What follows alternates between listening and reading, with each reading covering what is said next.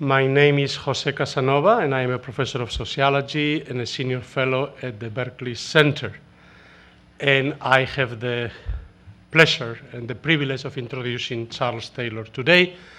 Well, there's a needed introduction. He already had an introduction by President De Joya yesterday. You know that he is one of the greatest living philosophers. But I just want to say, on a personal note, Charles Taylor is not only a philosopher's philosopher, he's a citizen's philosopher, a public intellectual. Of course, in Quebec particularly, he is the leading Quebecois public intellectual, has been active in many, many public debates, or even run for political office lately in the last years, and all kinds of debates about multiculturalism and the integration of immigrants, has served with Brochard and the Commission, Quebecois Commission on Multiculturalism and Immigrants. And besides that, I would like to add that those of us who have had the personal privilege of knowing him personally, we've been touched by his intellectual generosity with colleagues and with the students, and by his extraordinary humanity. And we're all very, very proud of having you here, Charles, with us. So please, the lecture tonight is Disenchantment and Secularity.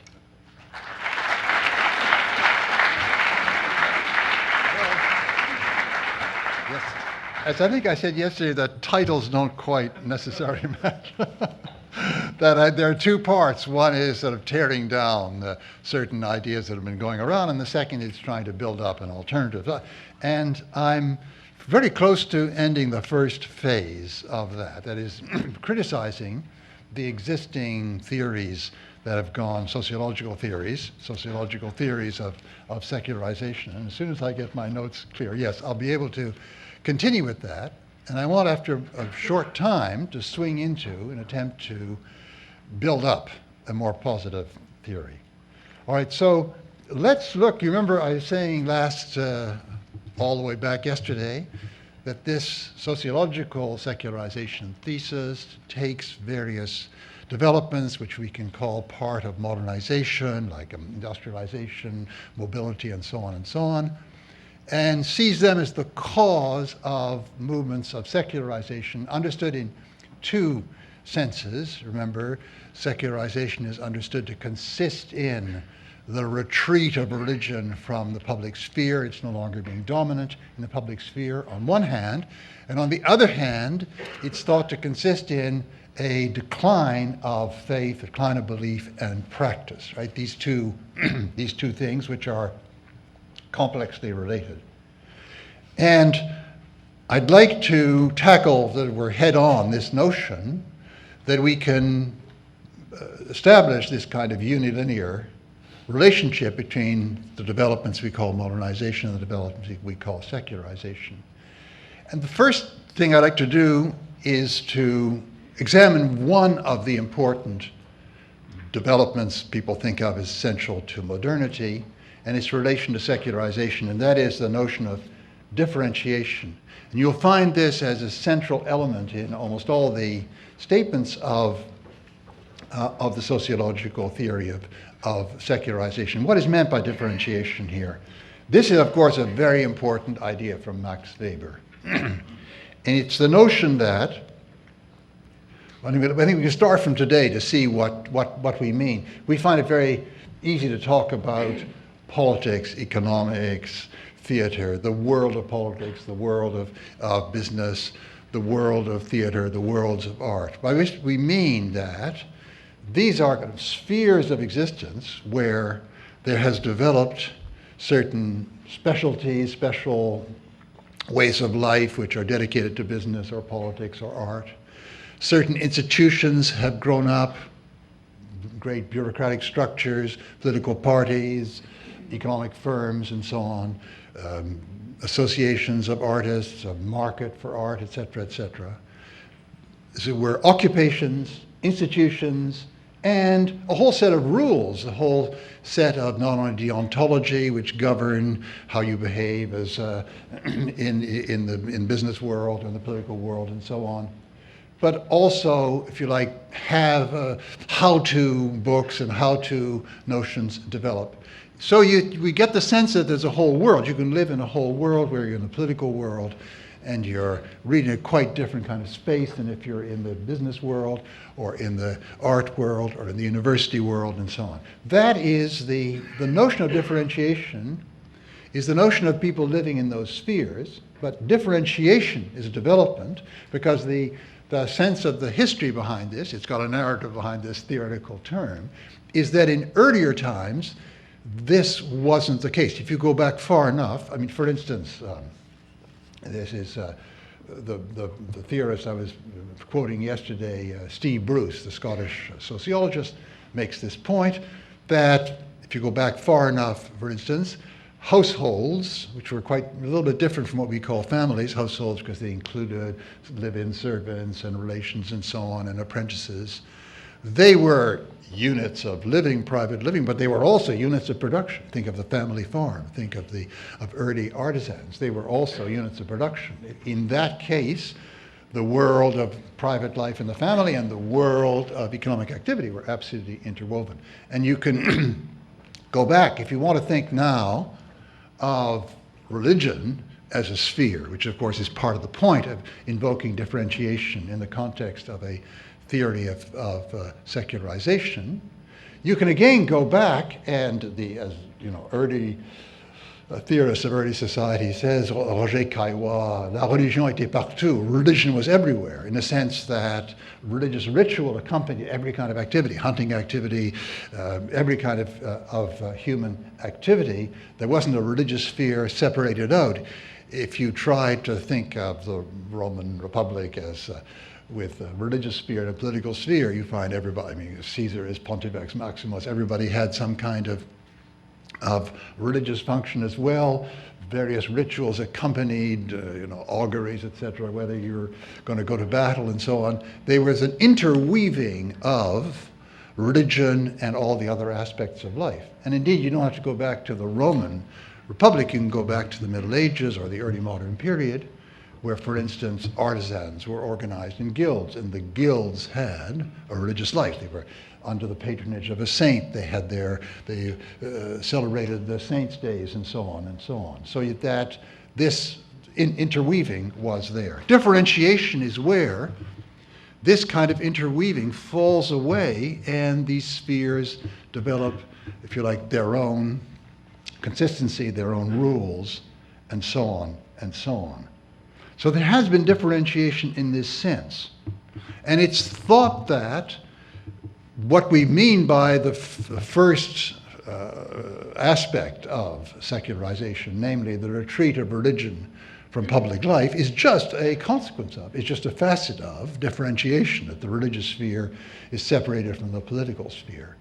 And this is something that Weber seems to have launched. And a very interesting, one of Weber's very interesting papers, which I'll give you the title of, well, I won't later if you want, but is translated and published in this great volume from Max Weber of Geert and Mills. It's called Zwischenbetrachtung. It's spoken of roughly in German, the kind of, as it were, the provisional report. There he makes a very fascinating discussion of how religion is separated from the different spheres of life, and he points out there even is a conflict between, for instance, the demands of the gospel on one hand and the demands on you as an entrepreneur or as somebody who is running a corporation for your shareholders. The demands on you in that case are that you make the maximum profit, but these may run athwart the demands of the gospel. And then he goes on to discuss the political sphere and so on, how the demands on you as a political leader are maybe you have to cut certain corners and do certain things for the public weal, which go against the demands of the gospel, and so on and so on. Now, it seems to me that this is a very confused notion, because if the idea is that secularization is something new, and it's meant to be according to the theory and history, the conflict between the gospel and the demands of certain other spheres of life doesn't start yesterday. I mean, just think of tremendous battles of the medieval bishops against a warrior aristocracy that was always going to war all the time and always attacking their neighbors and trying to get higher and rebel against the king and so on. So that they even, it's a great effort to have the truce of God. Don't fight on Sundays, don't fight on Fridays, and don't fight in Holy Week. That was thought to be a tremendous concession that they won from them. The struggle between these different, if you like, elements of life has always been there. So this theory I could go into this further, and Jose has brilliantly criticized other aspects of the theory of differentiation. When you look at it more closely, it more or less crumbles before you. Now, there are other, however, features that are mentioned in this theory, like the development of industrial society, the development of an urban, industrial mode of life, which means the concentration of people coming in from the countryside, filling cities, becoming workers in large factories and so on. And that's also thought to be one of the factors that has pushed forward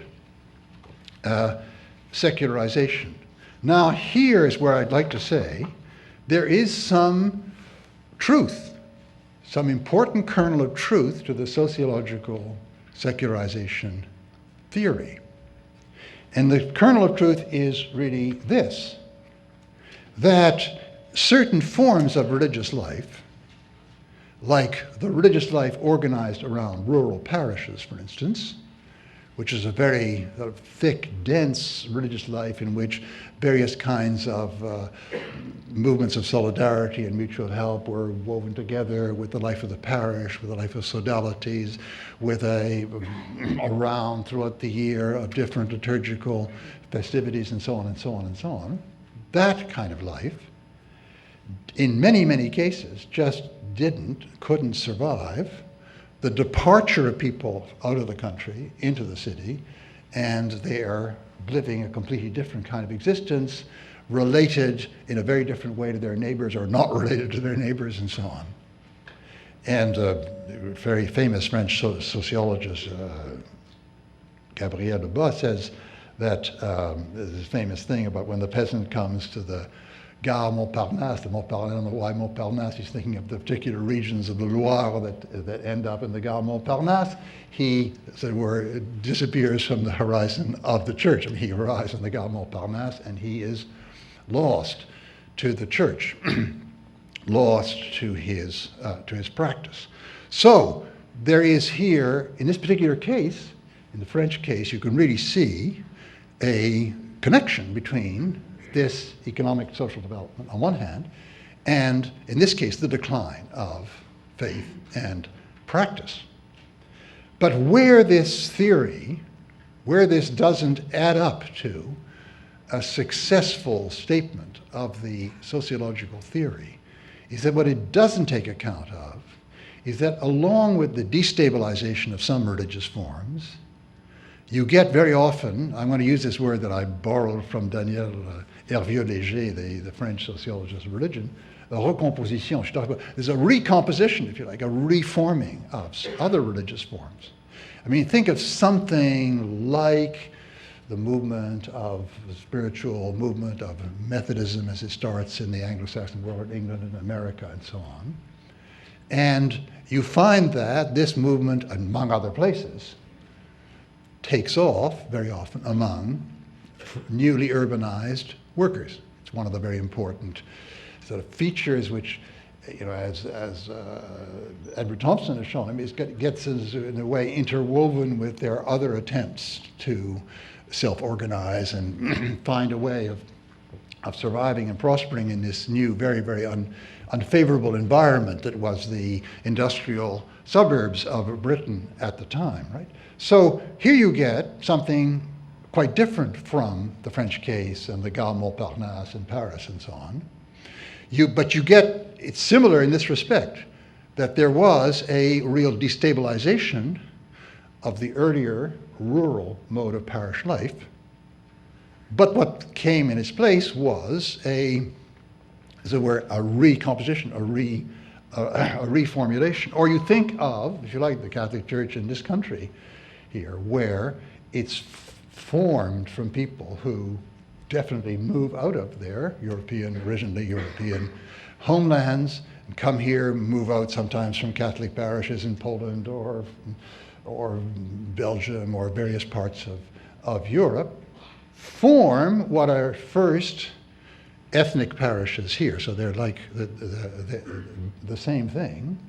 But these, of course, parishes have a quite different way of operating. They begin to develop very quickly away from the earlier forms. In the end, ethnic parishes tend to lose people to, as it were, American parishes, which are not ethnically defined anymore. And you can see that this very important experience, the immigration experience, produces a new form. And interestingly enough, and this is what work on Jose Casanova I'm drawing on here, it's very interesting that the fact that this is what happens, some kind of recomposition happens, is something to do with the receiving country, because following immigrants who've left Italy, for instance, to go to Argentina or the United States or elsewhere, it's an interesting thing that the level of practice is higher when they come to the United States, and they get, as it were, organized into Catholic parishes here than it is in other countries. In Argentina, it's something to do with the circumstances that they fall into. So what we have to do is recognize the validity, the underlying intuitions of the secularization thesis, in that certain of the things that they point out, not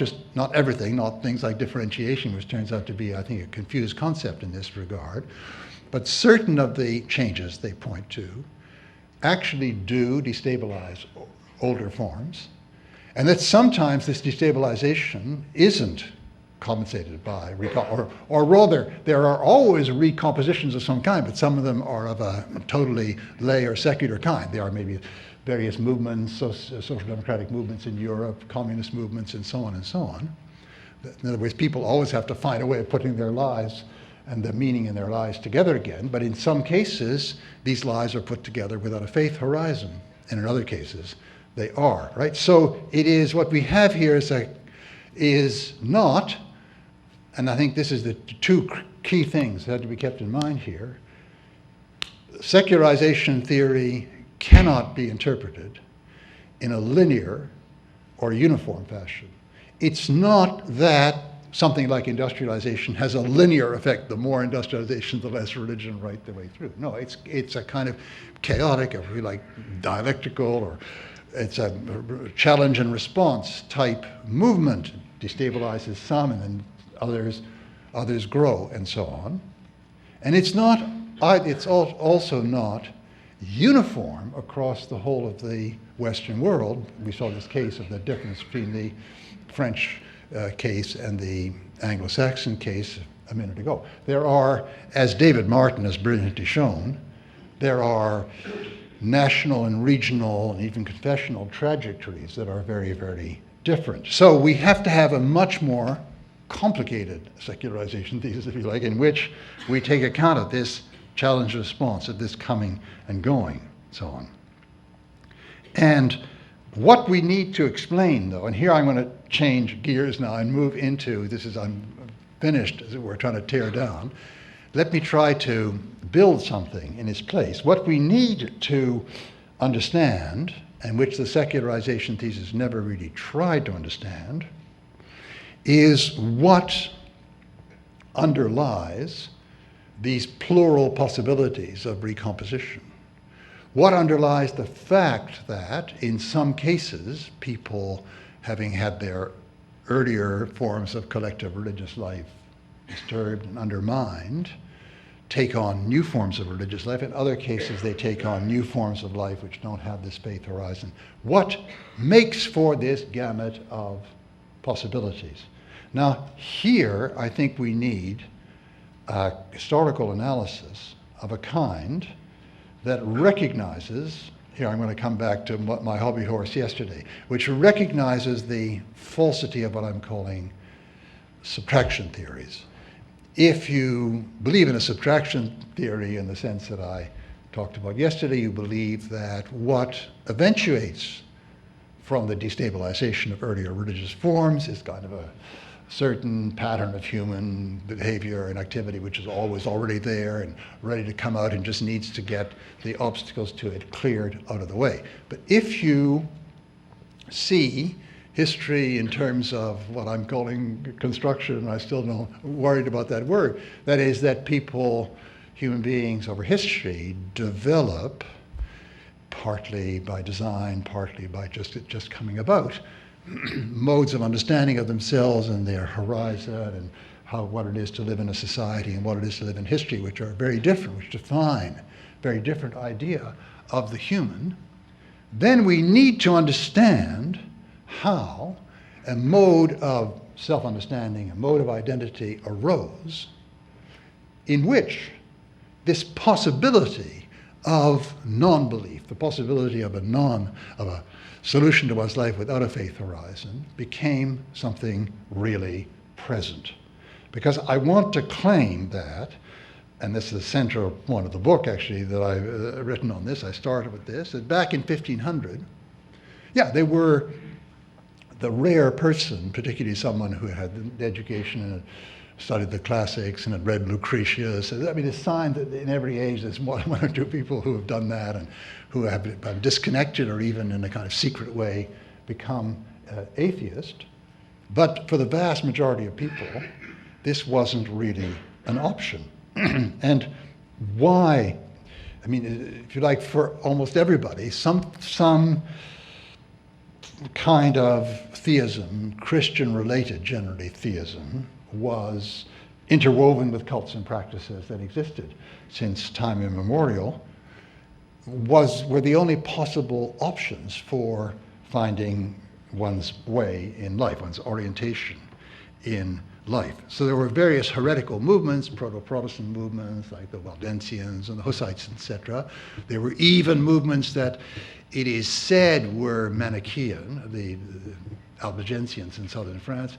I mean, some people have cast some doubt on how heretical they really were as against it being very handy for the Languedoc-speaking French from the north to have a good reason to come in there and take over the Languedoc and so on. Maybe this is a lot of paranoia from my friends in the Midi in France.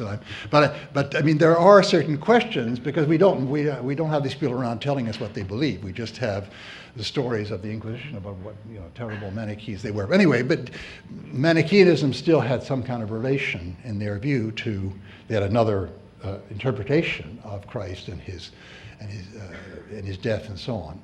And so the options were relatively narrow. Now, what had to change? The interesting issue is what had to change for the options to widen? Because I think this is really the case. You see what I'm saying here is something when you'll come back. I invite you to come back and we'll fight about this later if you don't agree, but you see that I'm making a move which is really predicated on a rejection of something like subtraction story. The idea with subtraction story is that all these options were really on the table even then, but something was stopping some of them from coming to the fore, and you just remove that something and then they come to the fore. I'm saying that for these things to be a live option, you have to have another kind of, this is a word I want to use a lot, social imaginary, another way of collectively imagining what it is to live in one's world, in a society, in history, in time. So I have this terrible problem with this. I'm going to move it slightly like that, and I hope you'll still be able to hear me. And it's how this change in social imaginary developed that I think we have to trace. Now, there are two big things. There are many things to be said about this. There are two big things I'd like to concentrate on. For the first, and this will justify the title of the enchanted world had to recede. The enchanted world is the opposite of this term, disenchantment.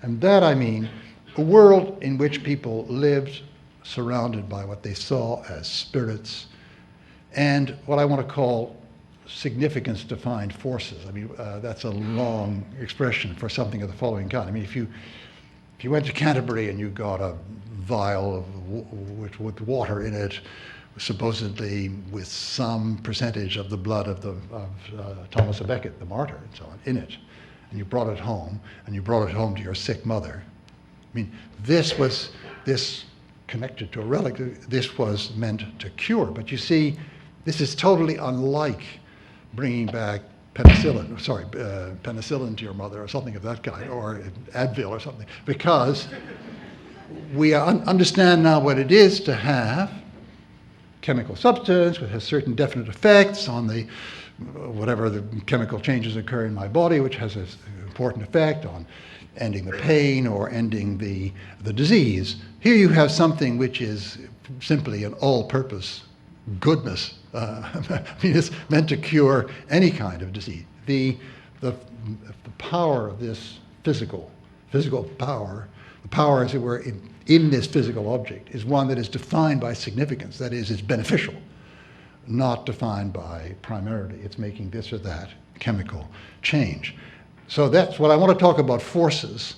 I mean forces of this kind, morally defined forces, if you like. So you live in a world of relics, in a world of spirits, and that is what we very often think of as the enchanted world, as the world that disenchantment has ended. Right?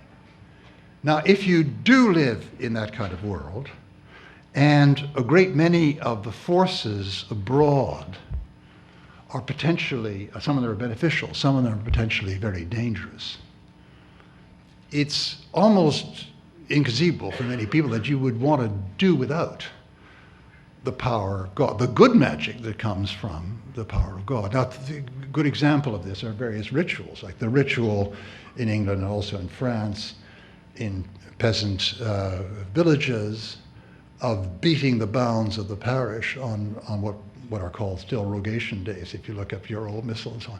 These are the various seasons where you walk around the limits of the parish carrying the sacraments, carrying candles, carrying various objects which have sacramental force, and prayers and intercession and so on. And in that way you protect the parish from the wood spirits that otherwise could invade it and cause all sorts of terrible things, the diseases of the cattle and so on and so on. Or, you know, in my society, I know people who still remember carillon de tonnerre, when there is a tremendous electric storm. People are very frightened about that. You ring the bell in the church steeple, a carillon de tonnerre, to fight against the danger of being struck by lightning. That kind of ritual was a tremendously important part of their lives. And you can see that, if you want to think of it in terms of magic, and I want to question the concept in a minute of magic, but it's kind of, there's a good magic in which we need to fight the bad magic, and God is in some ways indispensable. Now, what happened in Latin Christendom from 1500 on, I mean, where exactly we date it is very, very complex, is something like a religiously inspired, faith-inspired disenchantment. That is, kind of polemical attack at a great number of these collective practices, which were seen as idolatrous and not really fully Christian. So I want to put this in the context, I want to sketch out very quickly, the context of, and this is a very big context, the context of what you can think of as the great axial turns, right, to Jasper's expression, which occurred in different ways in different civilizations, and maybe something like the first millennium before, the last millennium before our era, I mean the first millennium BCE, in which you have developed new religious forms which put forward the idea of a highest good, be it that of salvation or that of nirvana. I mean, it's very, very different. And what results from these are large-scale civilizational religions, which are in a certain sense a hybrid of these new goals on one hand and the widespread practice of the kind I've just been describing, so-called magical practice, on the other, and a sense that these belong together in the same civilization can even be somehow related in some kind of complementarity, right? I mean, think of Thailand today as a Buddhist society where you have the lay people feed the monks. The monks, I mean, the monks are the people who are, as it were, dedicated totally to what seem to be the highest good in this religion. But the lay people feed them and thereby acquire merit. So there's a kind of way that these can exist in balance. Now, what happened in Latin Christendom? Well, in general, in the religions that come from Abraham, and the Jewish, Christian, and Muslim, there's been a tremendous uneasy relationship from the beginning between the highest notions of salvation on one hand and these various practices on the other. I mean, even the medieval church, you could cross the line to a point where it was out of the question, like using the host as a love potion, or, I mean, you can understand even more. You say a requiem mass for somebody already living in the hopes of bringing about, okay. So you can understand, I mean, I'm on the side of the bishops here. I can see the point of things. But there is some, I think, very important move that you can see happening in the Latin church, starting way back with Hildebrand, but moving farther and farther with each, as it were, wave, and the Protestant Reformation was one such important stage, but then the Catholic is also carried on in various forms of reform in the Catholic Church, in which the toleration for this other kind of collective practice gets close to zero. So that in the end, in extreme Calvinist cases, for instance, it's thought that all these kinds of activities, by their definition, show a lack of faith in God, because they are dealing with forces that don't seem to depend immediately on the relation of the soul to God.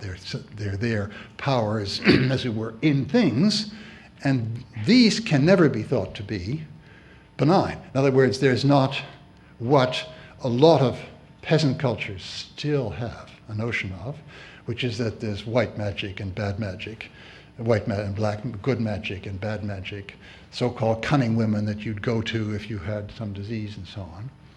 In extreme Protestant cultures, these people were driven to the wall because there isn't such a thing as good magic. Anybody engaging in any of this kind of stuff must be against God. I think it's not an accident that, I think it's part of a reflection of this, that the entire attempt to disenchant, if you like, at the beginning, inspired by the official church and the clergy to disenchant, had what, from a modern point of view, is a paradoxical early effect of ratcheting up a witchcraft craze.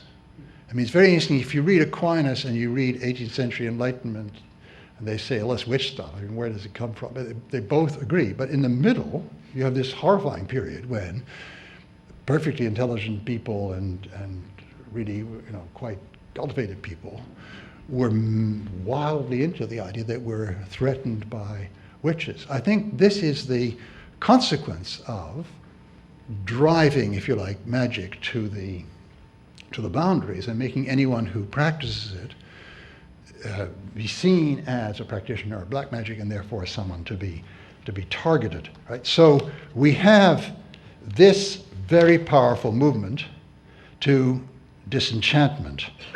And I think you could say that the notion of magic that we developed is really not a clearly pre-existing category, but one that was created by this. What was expelled from legitimate Christian practice on the grounds that it was incompatible with it and needed to be stopped got defined in the modern sense, I mean the modern European sense of the word, as magic. And that, of course, is the word Weber coined, Entzauberung, Zauber, magic, demagification. That's what Entzauberung means, so disenchantment means, the purging of magic. So we have this category which then becomes an academic category. You have, Fraser talking about magic as against religion, and then you have anthropologists like Evans Pritchard going out there, and of course there it breaks down. I mean, there people realize that we'd have to reconstruct the whole category in order to understand what's going on in these quite different societies, because our category is so much the result of our religious history. All right, so that's one important change. And what it's driven by, and here I leave hanging with, if in terms of historical causation, you could say I'm posing a bigger question than I'm answering. Okay, let's accept that for the moment, because what I'm saying is, there is, in a way it's not easy to understand, this continually renewed drive towards a reform being the attempt to bring all members of the church up to the highest standards of the demand of the gospel. In other words, an attempt to overturn the uneasy coexistence between a minority, let me use Weber's language, a minority of religious virtuosi, of monks or bhikkhus or especially dedicated people on one hand, and the mass of the Buddhist or Christian and so on faithful on the other, to wipe out this distinction. In the terms of the Protestant reformers, it's very clear, the idea that there are certain vocations which are following counsels of perfection. They were thinking of the monastic vocations. Absolutely out of the question. This is prideful attempt to arrogate to oneself powers that one doesn't have. On the contrary, there are only two categories, the saved and the damned, right? All saved Christians must be 100%. There's no again, the language of the European Union about Europe at different speeds and so on, the différentes vitesses, no, that can't be allowed in the Christian church. This is, I think, one of the drives that you see in the movement for reform, and it exists also, of course, in the Catholic side, particularly, the French case is obviously what I'm more familiar with, but if you have the Jansenist tendency, and fortunately you guys are on the right side, on the other, but anyway, if you look at the Jansenist tendency, you see this real attempt to clean up the act of their parishioners, to stop various of the, stopping, of course, carnival, and this is mon patron, my patron saint, St. Charles Borromeo, whose portrait is over there in that other hall. And so it's terrible what he said about dancing, about carnival, and so on. He really wanted to clean up the act. So we get this extremely powerful drive. And the paradox I want to put to you is that this is a little bit parallel to Weber, as you can see. The unintended consequence of all this, in a certain sense, is a secular world. But let me push a bit farther in order to make this more comprehensible, and let me look at another facet of this drive for reform that is other than simply wiping out these particular unacceptable practices which are then called bad magic. And that was that the properly Christian life involves inculcating disciplines, the discipline of civility, the disciplines of self-control, creating economic agents who had inculcated the work ethic, controlling sexual desire. But also, especially at the beginning, what was important was controlling anger and aggressivity. You can see a transformation of the upper classes in West European societies, starting about 1500 and moving on to the 16th and 17th century, where at the beginning you have people who easily give into anger and feuding and are always ready to get drunk and have a fight or go out and battle with others in order to better their position.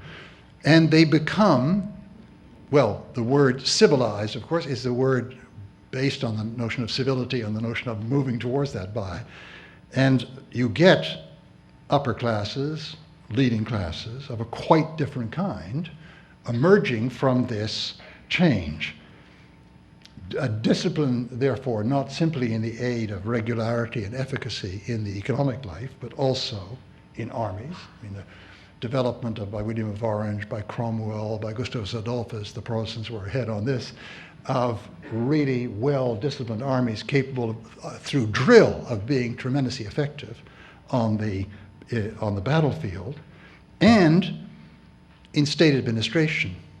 Philip Gorski's very interesting book on Calvinism and pietism. He's looked at the two cases of Holland and Prussia and shown how you developed, with this ethos of dedication and discipline, tremendously effective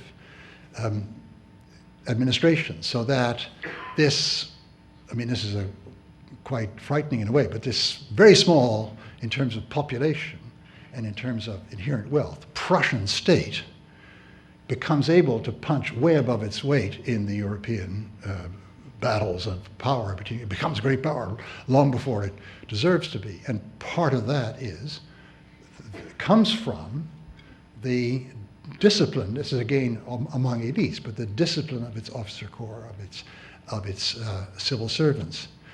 And what you get is profoundly mixed motives. Piety, the definition of piety, and the search for power and efficacy are just interwoven together, absolutely inextricably interwoven together in the lives of some of these people. I mean, let's stick with Prussia. And what was his name? I think he's Frederick William the something or other. Yeah, he was, I mean, the second king of Prussia after the Prussians promoted themselves to a kingdom. And of course, famously, the father of Frederick the Great, absolute monster in terms, but a very interesting mixture of extreme piety and incredible efficacious dedication to building an army. He was known as the Soldatenkönig. He was the soldier king, right? And of course, he prepared this wonderful army and this double heritage for his son Frederick. That is of great piety on one hand and ruthless use of the army on the other. And Frederick took one and not the other. And he carried it to, as we all know, tremendous success. Now this kind of figure, the mixed motives in Frederick, William the First, is that right? They're all called Frederick or Frederick William or William. Anyway, he's the father of Frederick the Great. So this kind of emblematic figure in a certain way of the manner in which piety and efficacy, or if you like, piety and power become interwoven, the latter being seen as the fruit of the former. Now, what that does is, in a certain sense, it is a remake of a very, very old idea. And the old idea in all believing societies, in Muslim societies, Christian societies, and so on, was that God gives power, God gives victory to those who are really pious. I mean, in other words, when, in the Byzantine Empire, when they begin to lose badly to the Muslims, that is when the iconoclastic reform gets real traction, because people are saying, I mean, why is God not giving us victory over these infidels? Well, it must be because we have in some way offended him, and the supposedly misuse of icons was identified as what was really wrong. But you see, this is a very different modality. It has analogies.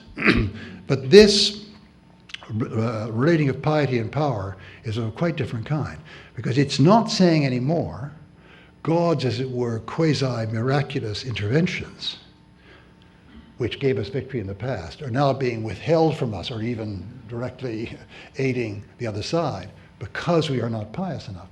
Here you have a notion that piety and power are the same entity. They're the same causal entity. Piety, so understood as this disciplined mode of existence, is the most efficacious mode of existence. And so we get another kind of notion that God set up the world so that the pious, disciplined, organized, are the ones who inherit the earth not by his miraculous intervention, but by the way things work. I mean, he set it up so that it works that way. It's quite different kind of idea. And hence we get this conception of,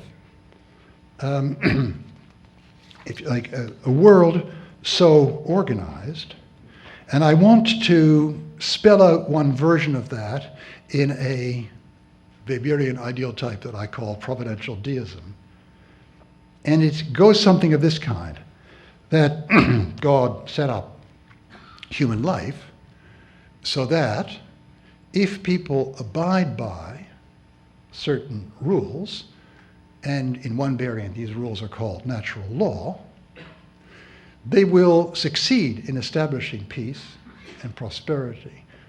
The key to natural law, on this understanding, is that it creates a society in which human beings, each having their own goals, which very often put them in conflict with each other, if they abide by the right way of operating, these goals will mesh, and it'll be a society of mutual benefit. Of course, one of the most famous formulations of this is the one we know with Adam Smith, right? If we all try to fulfill our quite, if you like, egoistic purposes in life, but through the method of peaceful production, we will do something which redounds to the benefit of everyone else. And if everyone is doing this, we have a happy spiral going upward, right? We now see, we can see the background to the stadial theory that I was mentioning yesterday, the idea that a commercial society is a peaceful society, right? That we aren't into fighting each other and mutual depredation and trying to grab what we need from our neighbor as they were back then. We are into a society of production and exchange. And this is a win-win society, as against that being a zero-sum society. I mean, this is not language of the 18th century, but you've got to understand it. This is a win-win society. This is a positive-sum game, and that's how God designed it. So we get the sort of early template of what a proper religion is, in which we have society can offer us, if we follow the rules, a good life, but this good life is not defined in terms of Christian notions of perfection, sainthood, nor even necessarily or very often in terms of Plato and Aristotle derived notions of virtue. It's defined as the prosperity, peace and prosperity for everyone.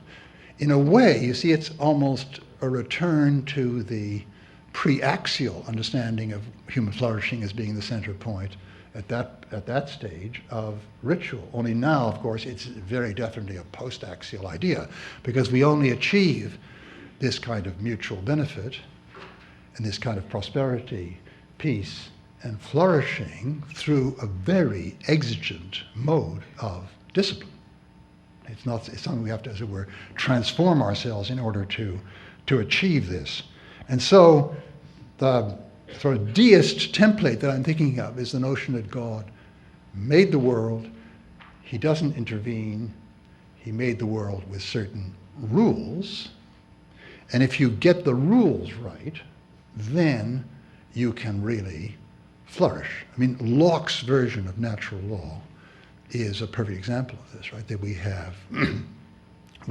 have this right to life, and how can we develop a society in which my right to life and my right to prosperity, my right to property, doesn't override or interfere with yours, right? So, well, you read chapter 5 and you get the whole story there.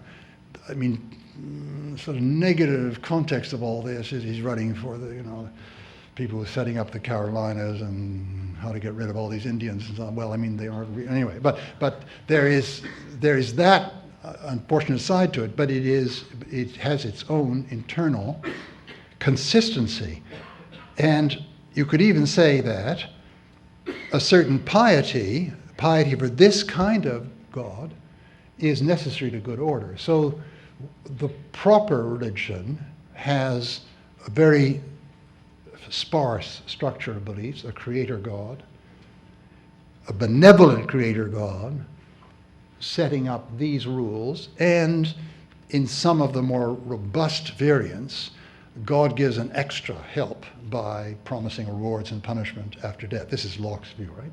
That God is, in a sense, shoring up the power of this set of rules by adding these other rewards and punishments, but there is also an intrinsic reward, an intrinsic punishment involved in following the rules or not following the rules. Now, the point that I want to get to here is that this template of what I call providential deism is something that not very many people believed as their whole, well, some, quite a few of the upper classes did believe, but not by any means everybody, as defining their religious position. But it is there as part of the inescapable background because of the greater and greater interweaving and alliance of, if you like, of piety and power. So people who thought, well, no, that's not all that our Christian religion, heaven forfend, that's not all that it consists in. We also owe to God worship and praise and so on and so on. We also need God's grace in order to live up to this and so on. That lots of people who are perfectly orthodox are in a world in which churches allied with states are building empires and just look at the whole 19th century, are congratulating themselves. They're bringing taking the white man's burden and spreading this wonderful gospel and way of life to the whole world. And with this, in a sense, the notion of progress, in the perfectly secular sense we very often now think about it, and Christianization run neatly together, interwoven, right? So that we have a certain kind of self-understanding, which I'm going to try to characterize, and I've tried to characterize with this concept of an immanent frame. It's and this again is not the whole of anybody's religious life. It's just a very important chunk of one's religious existence because it's the way that churches and states together produced the disciplines that gave that would both define piety and gave power. And in this, what turns out to be central are a number of impersonal orders. First of all, of course, the impersonal order that we see in the universe scientifically understood in post-Galilean Newtonian terms. Secondly, the proper order of society as defined by, let's say, Lockean natural law. Thirdly, and I can't expatiate on this at the moment, but what came to be seen as moral order, understood either in utilitarian or in Kantian terms, again, a highly impersonal order. And of course, theologically speaking, you could say that one of the great shifts brought about by the early Christian church and the fathers of the church in relation to the Greek thought that they took on was, in a certain sense, precisely a centering on the personal, on the historical, on the bodily, and so on, which quite radically altered this world. And in a certain sense, a lot of that is undone. We get back to the idea that we live in impersonal orders making demands on us in the modern West. Now, I've said that the central place of this notion of impersonal order can allow, roughly speaking, three possibilities dividing the field. That can be your whole religious life. You become a deist, Voltairean or other deist, right? That becomes your whole religious life. Or, no, it can't possibly be. You have a very strong reflex of orthodoxy in yourself and say that we have to speak about God as a worship, greatness, grace, and so on. Or you can go the other direction. It's very easy to go the other direction and say, yeah, this is the whole point. But bringing God in is actually getting in the way. It's actually getting in the way. Let's say nature did this. Let's say this is just how things are in nature. Why is God getting in the way? Well, all these churches are always getting in the way. Look, They're squabbling with each other about who should be established and fighting each other and getting unnecessary division between people. They are demanding sometimes unreasonable modes of asceticism. Read Hume's wonderful passages of Hume on the monkish virtues and so on. You get a whole list of the real virtues, which are all to do with sociability and getting on with people and so on, and then the monkish virtues. And then there's a wonderful passage, I wish I had it with me here, where he says, I think he's thinking of St. Francis, my favorite saints. But anyway, he said, this harebrained ascetic may find his place in the calendar after he dies, but no one would invite him into polite company. I mean, here's St. Francis sitting there. And so we get this idea that with Hume and Gibbon and so on, that Christianity, that faith is actually a danger. So we get these three reactions. If you like, the social imaginary of this impersonal order under laws that bring about mutual benefit becomes the kind of central room in the house, if you like, from which people can migrate, incorporating that, build a house which incorporates that with something else beside, and that something else beside can be a more or less orthodox faith house. Or it can be a house which is not only outside of faith, but even is combating faith. And of course, if you see how Christians behave, even at their best, but certainly they're most of the time not at their best, there's lots that we do, I will include myself, that aggravate people who are outside the church in extreme degree. So you can see that many people are motivated to take that other move. This, I think, these two crucial developments I've been talking about, namely disenchantment and the building of this concept, understanding, not concept, but imaginary of impersonal order, created a world in which it's quite conceivable and even for many people unfrightening to just move out of the whole faith tradition, right?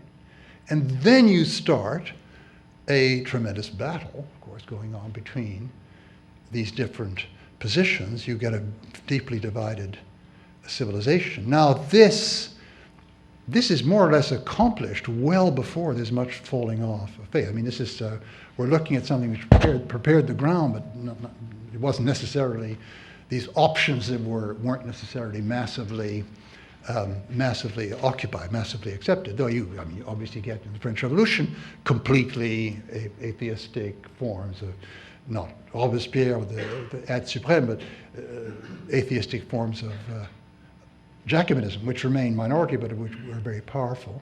But it's opened out a new kind of space. What I'm trying to argue here is, if we think no longer subtraction story, but we think, let me use this word one last time, with all this, the rature on it. If we think of the kind of world that our ancestors constructed in those centuries, the 17th and 18th century social world, we can see how it creates a quite different context in which the faith option is by no means the only one, and in which you can even not only easily, as it were, hold your world of meaning together by moving out into a position of non-belief, but even argue that that is the more coherent option, granted this understanding of order. This is one of the great, if you like, unintended consequences of history. In a certain sense, I know I'm echoing Weber. I mean, Weber says, the Protestant ethic made for these tremendous mode of capitalism, which then mutates into an iron cage. It's no longer something and what I'm saying here is that the greatest attempt to make everybody over into a full 100% Christian, and to make that something very real in the world, made that a mode of piety so linked to power that in a certain sense the church didn't transform the world, if you like. The world captured the church. I mean, you could put it that way, the world also. captured the church, and a church captured by the world is no longer capable of speaking to many people. So many people. So anyway, that's as far as I want to get today, because the magic hour has come, and I must have questions, and I'll go on from this tomorrow. There's more to be said, but let me stop here and let's have some.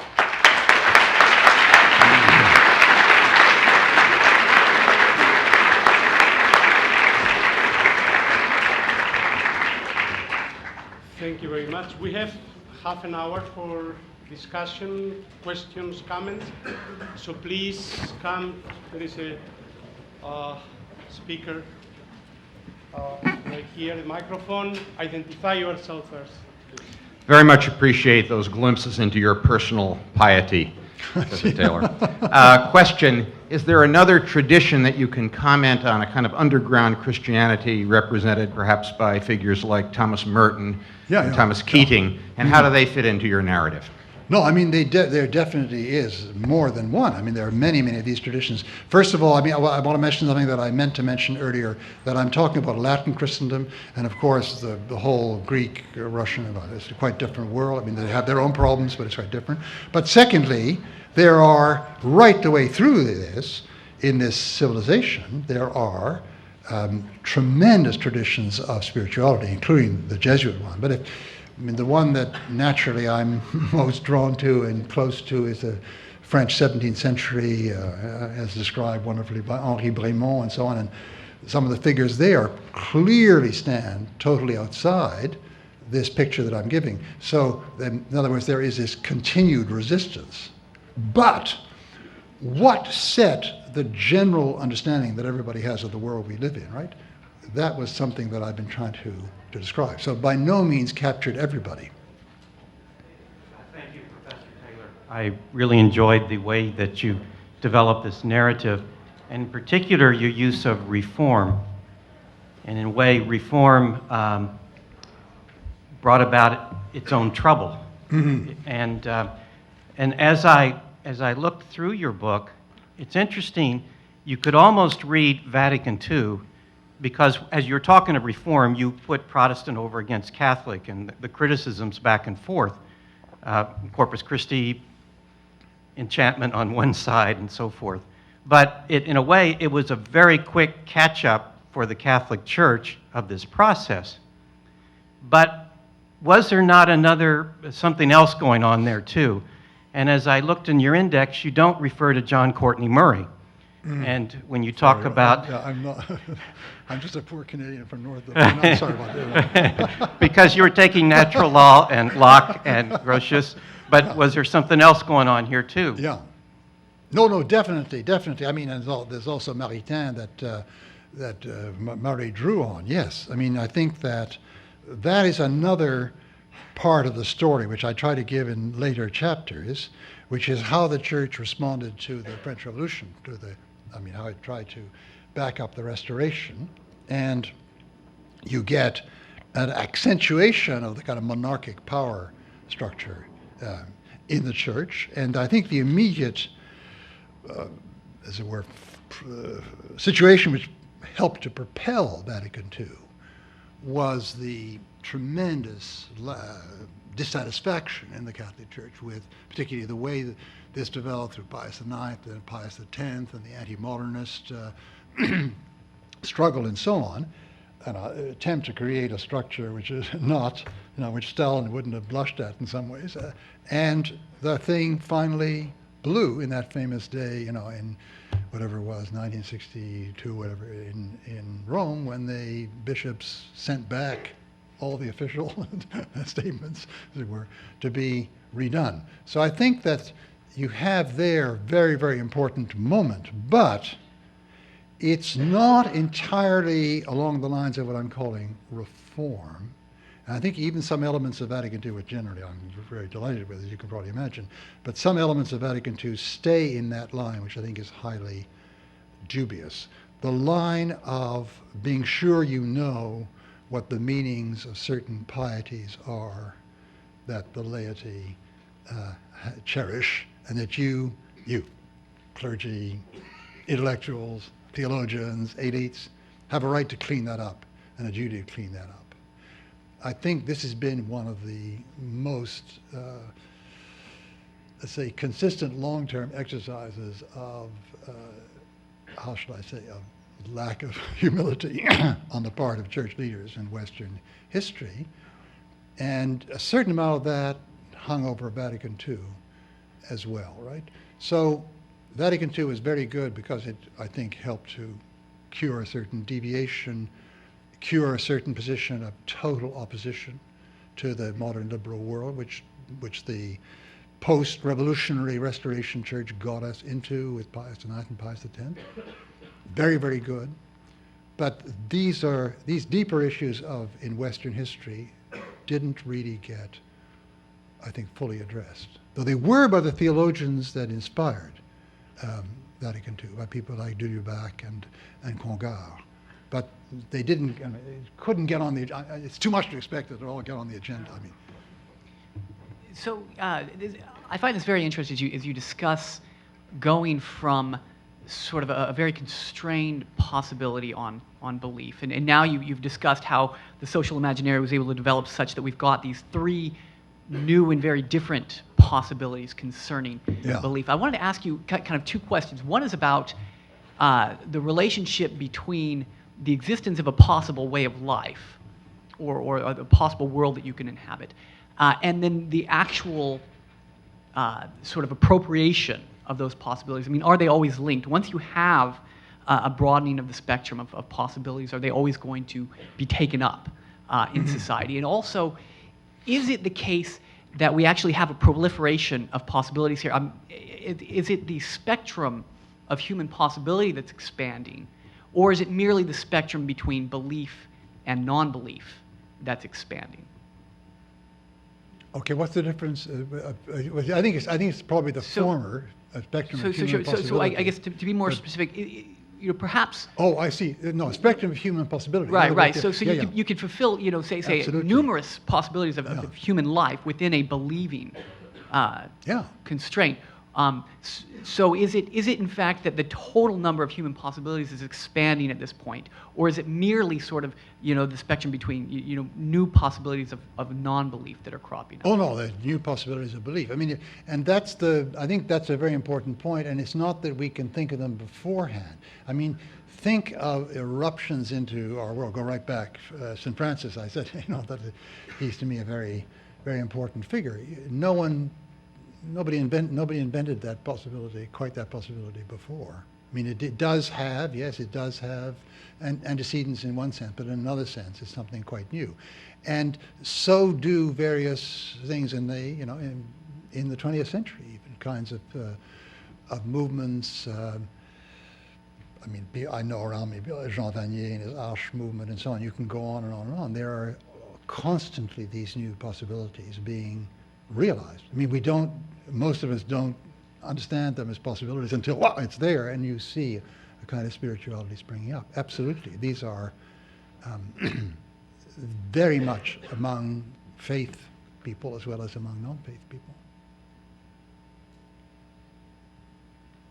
Thank you for your talk. I very much enjoyed it. I'm interested in the nonlinear model of the history of secularization, and also if such a thing can be known or guessed at, the sort of experience of secularism or secularization in early days. And I'm wondering if you can say that the history of secularization as the decline of faith and belief can be understood as a kind of history of an idea, history of secularism as a concept or as an experience or as an idea, and how that developed, the recomposition notion as a reaction, as well as an element of people's ideas of what a secular world, as a world condition, might offer in the way of deprivation or fright or possibility or open season for piety now equals power, and any number of equations can be made once you've taken God sort of out, and is that what secularism means, that removal? Yeah. No, I mean, so it isn't a position, or even a brace of positions, in a sense, perhaps Christianity might be thought to be a brace of different positions. But secularism is, secular positions are positions that react to this common structure I talked about earlier by moving out. Now, once they've done that, there's a tremendous number of possibilities, because what I want to argue, and I'll talk about this tomorrow more, is that you get what I call the nova effect, the multiplication of possibilities, because there are various things that people find not really satisfactory about this neat, deist, ordered world, right? And some people express their dissatisfaction by going back to Orthodox belief. Others, like Rousseau, start a new, completely new hair going. Others have a nostalgia for precisely what existed before the disciplinary revolution. In other words, for great warriors and their ability to, I mean, Nietzsche is a great example of this. But it inhabits Tocqueville too. You see, I mean, Tocqueville is torn by, on one hand, he agrees, yes, the world is becoming more equal, and obviously that's providential, God wants it that way, but what have we lost? We've lost these great figures in the past, the heroism of these great figures of the Ancien Regime, right? So there is a nostalgia for that, which produces a whole lot of new positions. Then there are reactions to that. I can go on and on and on and on all night when you think about it, right? So on both sides, there is this multiplication of positions, which is propelled by a sense of dissatisfaction, various kinds of dissatisfaction, with this, what is later called the bourgeois world. I mean, in other words, the neat deist order is succeeded by what people think of as the bourgeois world, and then you have all these reactions against that, and it's called, maybe called other things today and so on. It's called your parents now, but whatever. Yes.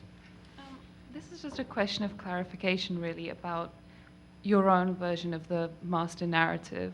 So it's quite clear that you don't just want to give a more complex account, but you want to deny the kind of determinism that we see in the other versions or the subtraction stories, and emphasize that at every point in the course of human history, these individual decisions were made, and this construction or cultivation, which might be a better way of capturing it, took place.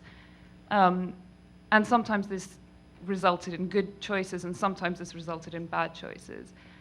And so while you want to kind of deny progress with a capital P, that we just woke up one day and realized that tolerance and equality and autonomy were just the truth. It seems to me, just hearing you speak and reading your work, that there isn't progress there, but there is a promise of a happy ending in a way. Or there is this providence, if that's the right term, that is behind this, not in the sense that everything is determined, but in the sense that everything, even the bad choices that we make, can be possibilities for conversion. Yeah. Felix culpa, yeah. So I suppose the first question is that how you view your own position? And secondly, how do you reconcile the two then? How do we reconcile this construction that's going on, which at the same time is not just anything goes, but is in some way measured against an objective truth? Yeah, I mean, you're absolutely right, and so I cancel some of my a little bit too snarky and superior tone of voice when I talked about the deist order. The deist order, that notion of order, had the tremendous advantage that it promises possibility of real peaceful existence between large numbers of human beings. It also promises, I mean, implicit in it is some notion of equality, which in certain circumstances, but only in certain circumstances, can nevertheless flourish. So, I mean, that is wonderful stuff that has happened. There's no doubt about that, and of course in my own political life. Right?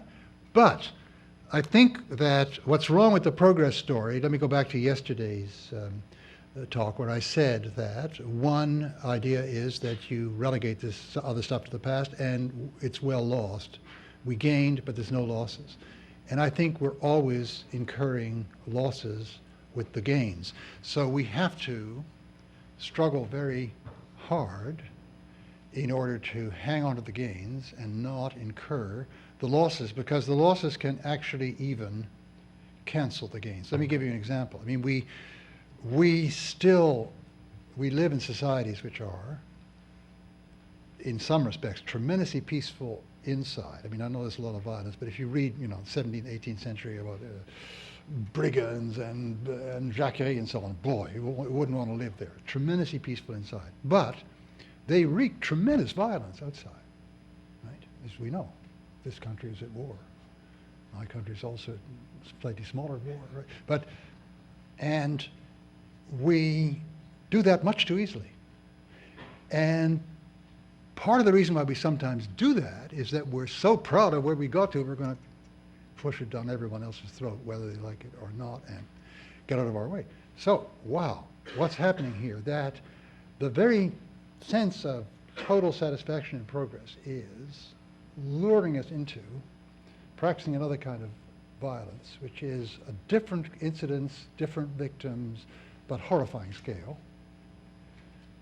Okay, so realizing this, we got to have the sense all the time of what we are losing and try to compensate for it. That's how I see it. So it's a very, very, in other words, the people that you can most trust to operate, I know I'm intervening in one of your important decisions, but I'll put this in totally, the people you can most trust to lead us forward in the best realizations of modernity are the ones that are least crowing about how great we are and so on, okay? Now, I haven't intervened in your... Hi, I feel like a minor interloper in this discussion, but if you could put into a modern context some of your arguments, it would make it a lot easier for me to understand. I don't know about the rest of the crowd. But in approaching the idea of the, as you put it, disenchanted world or society, I think there's an argument for the existence of that enchantment still occurring today. Yeah. I see, commercials about diet pills that'll make me happy, silk suits that'll make me powerful, and fast cars that'll make me appealing to women. Yeah. Now, this is humorous, but things of this nature attack us on a very human level, and something that I think was still present at the times that you spoke of in the 1500s, where you could get a vial of water for your grandmother. Yeah. Why are we any different than we were now, and what has happened to essentially validate your argument? Oh, well, because this too will have to be qualified immediately after I say it, but most of us don't really believe in that kind of efficacy, and when it's so deeply in us, and this is a very interesting issue about the issue of what we lost, because we became different kinds of people. I want to qualify that because there are lots of people in our society that still go to cunning women and that are okay, right? And absolutely, so you can't get it totally out, but for vast majority of people, they would say that's just superstition, it doesn't work. On the other hand, this hope for kind of quasi-magical effects, if I have this kind of soap, all the women are going to love me and so on, right? That is so powerful that people go for it. But if you call them on it, say, of course I'm not doing that. I mean, I'm just kidding, right? Of course I don't believe that junk. They rush out and buy it anyway. See, that's quite different from the ones who are going to get the vial of water from Canterbury. I mean, they're not being taken in. They're saying, no, this is what's really going to heal my grandmother. It's a very, very different world. And they're different kinds of people, and they can see things we can't see, I would like to say, but this is very, very complex. Thank you.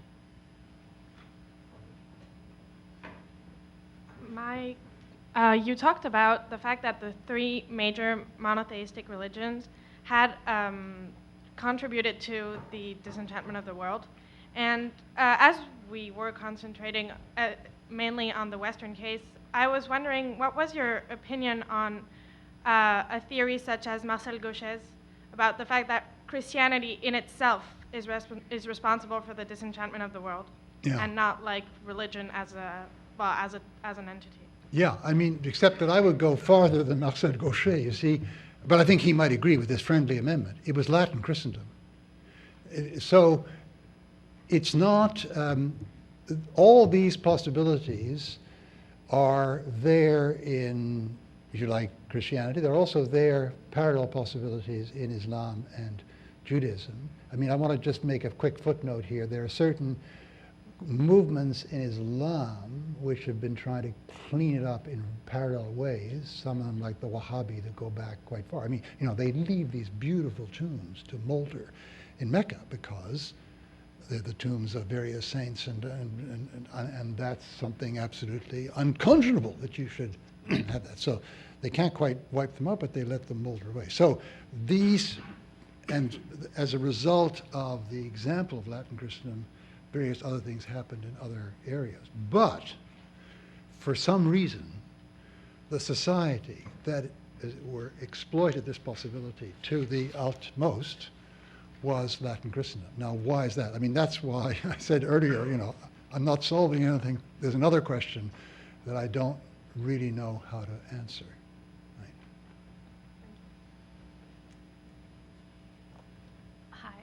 Hi. My question has a few parts. So you hear a lot these days about the rise in religious fundamentalism today, and my first question is, do you think that that is true, or is that, you know, in a historical context, do you think there actually is a rise in fundamentalism right now? And if you do think that is true, do you think, like, it seems to me that you were describing sort of a narrowing of the tent, and do you think that that sort of led to this, like, you know, extreme black and white kind of thing? And the last part is there a way out of that? Mm-hmm. Well, I think that what people call, the trouble is what people call fundamentalism is such a heterogeneous class, you know, that it's hard to see exactly what unites it together. Now, certainly part of what unites it, unites these different phenomena, you might think, the things people want to call fundamental, is that they express a profound sense of certain elements of the world around attacking us, whatever, however we are defined, our religion, and needing to be fought back, and they're trying to destroy us. So you get this very high sense of hostility and danger, right? That's something that they can have. Now, and then the second thing that you very often get is what I call primordialism, that they claim to be reaching back to the original form, right?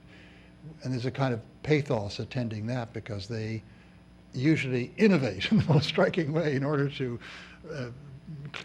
realize their claim to be going back. So these are very modern phenomena because they bespeak the decomposition or destabilization of earlier forms and people reaching for some kind of recomposition.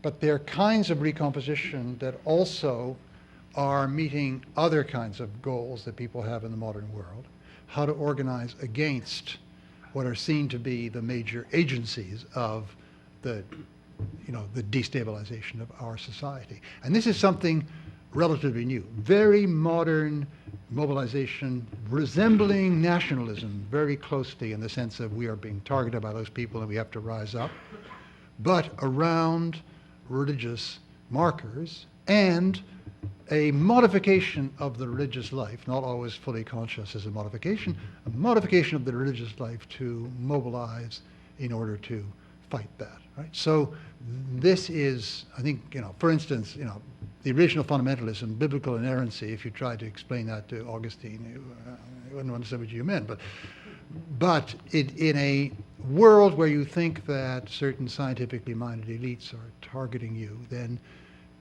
it makes sense to speak of, in a certain kind of sense, to speak of creation science, to speak of the Bible as an absolutely inerrant document. As you can see that it's reactive to the situation and to a situation of threat. But I think that's going to be on the scenery as long as there are these tremendous destabilizations. It's not the only reaction to it, but it's one that you can understand. We have only a few minutes left, so please, we'll gather the three questions. Be brief.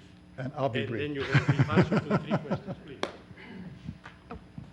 Sorry, my brief question is about Tocqueville. And in Democracy in America and in the Ancien Regime, he seems to contend that part of the reason for secularization is a close collusion between politics and religion, particularly in France, between the state and the church, and that when one fell, both fell. And I just wondered your comment on that contention. No, I mean, he was definitely on to something. Oh, sorry. Okay, yes. Please, the next question. Next question, yes. Are you not going to respond to the question? He'll answer all 3 together. Okay, U.S. separation of church and state, triumph of secularism. Where does Spinoza fit in? He wrote about the political theological treatise, where, in 16 something? Okay.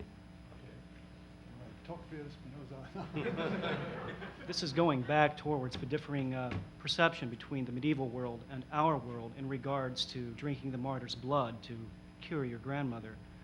What if some of those traditional medicinal remedies actually had real-world efficacy, such as using wolfsbane as an abortifacient or something along those lines? How is that differing than believing in a medicine that only has a percentage chance of working today? Okay, I mean, these are 3 small questions. I could go on and on, but the last question first, because it's right in my mind. I mean, that's a different kind of point, because there are lots of herbs that people use in traditional societies which are poo-pooed by modern medicine, and then it turns out that they they have very good properties. And that's rather different from the vial of water with the blood of St. Thomas.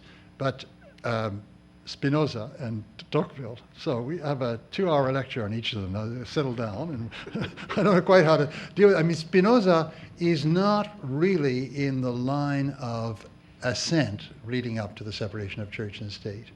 Here, it's a quite different line, one in which, I mean, he is the father of a certain kind of, I think, a certain kind of mysticism of the whole, which we see at the time of Goethe and the French and the German Romantic period. He's the father of a certain conception of religious freedom based on the fact that, and in that way, yeah, there is some analogy to the argument for toleration, but it's not really what is the parent to the separation of church and state here, which is, okay, I can go on with great length, but that's what I want to say about Spinoza. About Tocqueville, I think he had very, very good insight into the French situation. He's always, in a certain sense, Tocqueville's always talking about France, even when he's talking about America. And he sees that it's the tremendous battle between the liberal left and the revolution and the church didn't need to happen in a certain sense.